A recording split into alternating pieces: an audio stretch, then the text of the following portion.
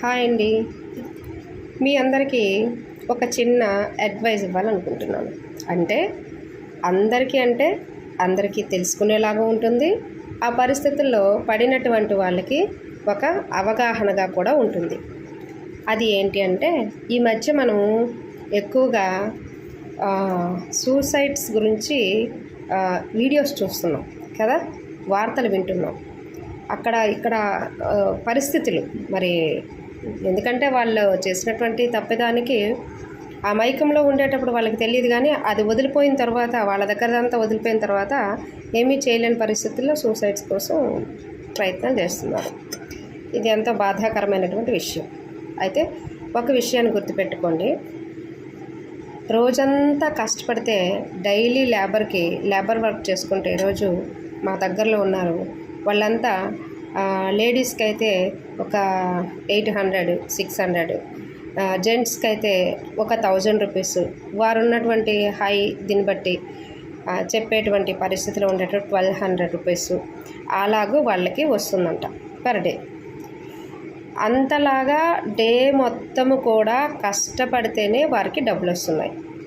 మీరు ఎవరి మాటలు నమ్మేసి మీరు 1 లక్ష రూపాయలు పెడితే 10 లక్షలు ఇస్తామనో, 2 లక్షలు ఇస్తామనో, దానికి డబ్బులు ఇస్తామనో, వచ్చేస్తుందనో ఏదో ఒకటి ఆశ చూపించి మీ దగ్గర ఉన్నటువంటిది పెట్టుబడిగా తీసుకుని అలా చేసిన తర్వాత, పెట్టేసిన తర్వాత, మీ స్తోమత కొద్దీ మీ దగ్గర ఉన్నదంతా కూడా లాగేసిన తర్వాత అట్నుంచి ఏది రానప్పుడు మీరు ఇలాంటి నిర్ణయాలు తీసుకుంటున్నారు కదా, సూసైడ్లు చేసుకునే విధంగా.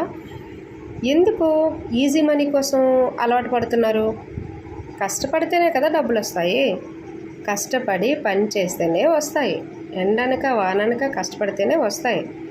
మీరు రూపాయి పెట్టి ఒక 10 రూపాయలు తీసుకోవాలి, లేదా 1 లక్ష రూపాయలు పెట్టి 10 లక్షలు తీసుకోవాలి అని ఆశ చూపించి ఇలాంటి ఫేక్ న్యూసెస్ అన్నీ వస్తే, అది వాళ్ళు మీ దగ్గర ఉన్నటువంటి అమౌంట్ని కాజేయటానికే.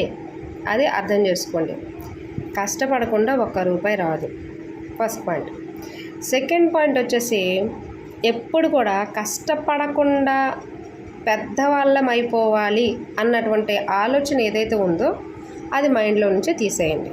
ఎప్పుడు కూడా క్రింద లెవెల్ నుంచి పై లెవెల్కి వెళ్తే, ఈరోజు మీరు మెట్టు పైకి ఎక్కుతూ ఉంటే దాని విలువ మీకు తెలుస్తుంది. ఒక రూపాయి సంపాదించుకునేటువంటి అందులో ఉండేటువంటి శ్రమ విలువ మీకు తెలిస్తేనే మీ దగ్గర లక్షలు ఉండేటప్పుడు దాన్ని నిలవబెట్టుకోగలుగుతారు. దాని విలువ తెలియనప్పుడు లక్షలు వచ్చేస్తే రూపాయి విలువ తెలియని నీవు దాన్ని నిలబెట్టుకోగలవా? ఎప్పుడు కూడా కష్టపడడానికే ఇష్టపడాలి, కష్టపడి సంపాదించుకోవాలి, అడ్డమైన త్రోవలు తొక్కకూడదు. అలాగే అన్యాయపు సొమ్ముని ఆశించకూడదు. అన్యాయపు సొమ్ము అని అంటే ఇంకొకటి కూడా ఇక్కడ ఉంది. ఈరోజు రేపు చాలామంది వడ్డీ వ్యాపారస్తులు ప్రజల ప్రాణాలని తోడేస్తున్నారు. వాళ్ళు మరణానికి అప్పగించబడుతున్నారు. విపరీతమైనటువంటి ఆకాంక్ష డబ్బుల మీద. చనిపోతే ఏమీ తీసుకుపోం. మనం సంపాదించింది 1 రూపాయి కూడా మన మీద వేసినా సరే, సమాధి తవ్వైనా తీసుకునే రోజులు ఇవి. ఏమీ తీసుకుపోలేము. కాబట్టి ఎప్పుడు కూడా కష్టపడి పైకి వెళ్ళాలని ఆశపడాలి. ఈజీ మనీ కోసం ఎప్పుడు కూడా ఆశ చూపించకూడదు. ఎవరైనా సరే ఇంత పెడితే ఇంత వస్తుందని ఆశ చూపిస్తే నమ్మవద్దు. కష్టపడి పైకి రండి. అప్పుడే ఆ విలువ తెలుస్తుంది. అప్పుడే మీ కుటుంబానికి మీ మీద గౌరవం ఉంటుంది. అప్పుడే మీ కష్టానికి ప్రతిఫలం ఉంటుంది. ఓకేనా బ్రదర్స్? Thank you.